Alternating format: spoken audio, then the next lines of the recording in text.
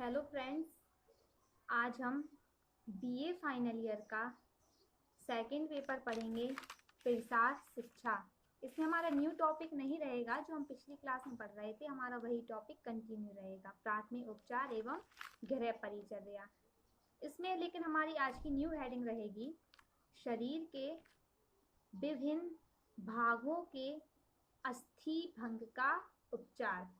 इसमें लिखेंगे प्रत्येक व्यक्ति के लिए शरीर के विभिन्न अंग व भाग की चोट के उपचार का ज्ञान व अभ्यास आवश्यक है।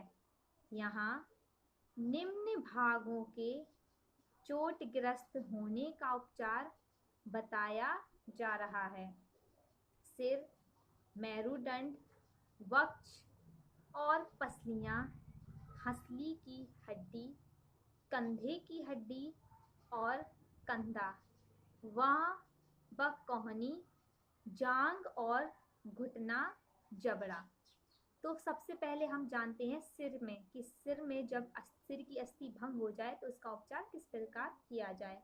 तो पहली हेडिंग लिखेंगे सिर। इसमें लिखेंगे आजकल सड़कों की दुर्घटनाओं से सिर को बहुत बार गंभीर चोट लगती है। कभी कभी मारपीट में सिर पर लाठी के प्रहार से भी चोट लगती है।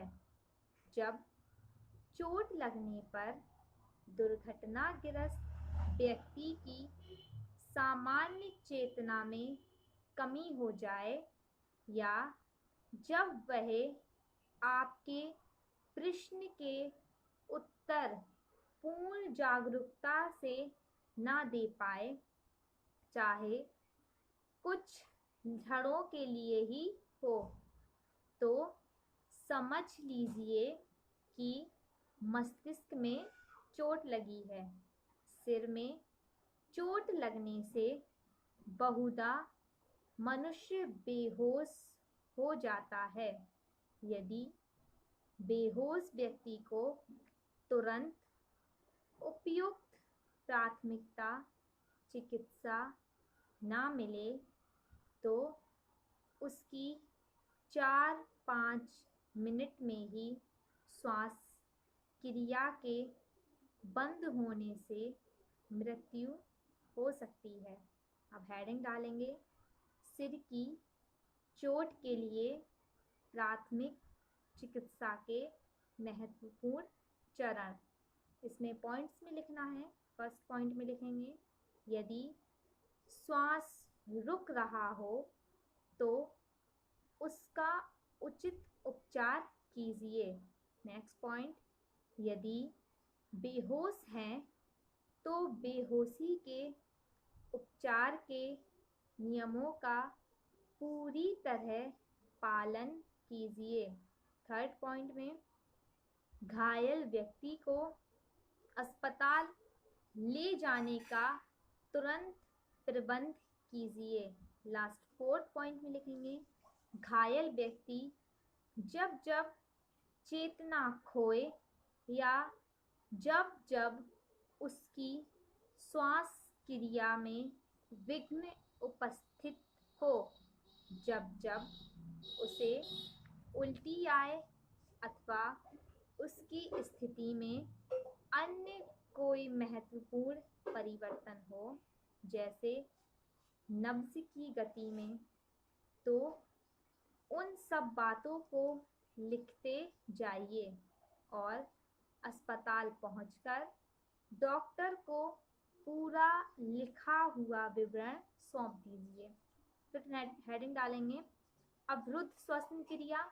इसमें लिखेंगे कुछ अन्वेषणों के परिणाम स्वरूप ज्ञात हुआ है कि सड़क पर दुर्घटनाग्रस्त व्यक्तियों में से 1/4 केवल इस कारण मृत्यु को प्राप्त होते हैं कि वे श्वास रुकने से बेहोश हो गए थे।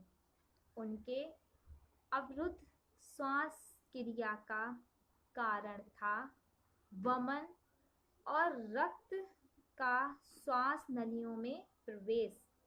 बेहोशी की दशा में वे श्वास में रुकावट डालने वाले पदार्थों को वायु मार्ग से निकाल नहीं सकते थे, इसलिए बेहोशी की दशा में श्वास क्रिया को रुकने नहीं देना चाहिए। उसको पुनः स्थापित करने के उपायों का पालन करना आवश्यक है। अब हेडिंग डालेंगे, सिर की चोट वाले बेहोश व्यक्ति का उपचार। तो इसमें पॉइंट्स में आएगा, फर्स्ट में पॉइंट में लिखेंगे, तुरंत घायल व्यक्ति के नकली और असली दांत भी अगर वे टूटकर मुंह में ही हो निकाल दीजिए। मुंह में वमन या रक्त हो तो उसे भी साफ रुमाल से साफ कीजिए। सेकंड पॉइंट, घायल व्यक्ति का सिर पीछे की ओर झुकाकर उसके जबड़े को दांत भिंचे हुए सामने की ओर खींचकर सहारा कीजिए। कभी कभी ऐसा करने से सांस आने लगती है। नेक्स्ट थर्ड पॉइंट में लिखेंगे, अपना कान घायल व्यक्ति के मुंह के पास ले जाकर जानने का प्रयत्न कीजिए कि वह श्वास ले रहा है या नहीं। यदि वह श्वास ले रहा है तो उसकी बेहोशी का इलाज कीजिए, और यदि उसे श्वास नहीं आ रही है तो कृत्रिम श्वास विधियों से श्वास प्रारंभ करने का प्रयास कीजिए। अब हेडिंग डालेंगे, अवरुद्ध श्वास क्रिया का पता कैसे लगे।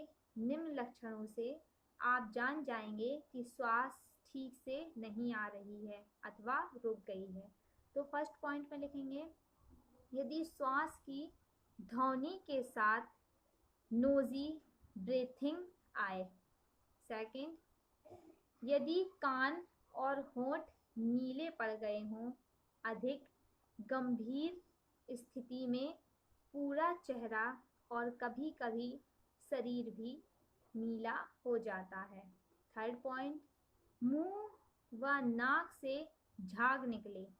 फोर्थ लास्ट पॉइंट में, आहत व्यक्ति श्वास लेने का प्रयत्न करे तो उसकी पसलियों के बीच की पेशियां नीचे को धंसें। उल्लिखित लक्षणों से समझ लीजिए कि श्वास लेने में रुकावट हो रही है।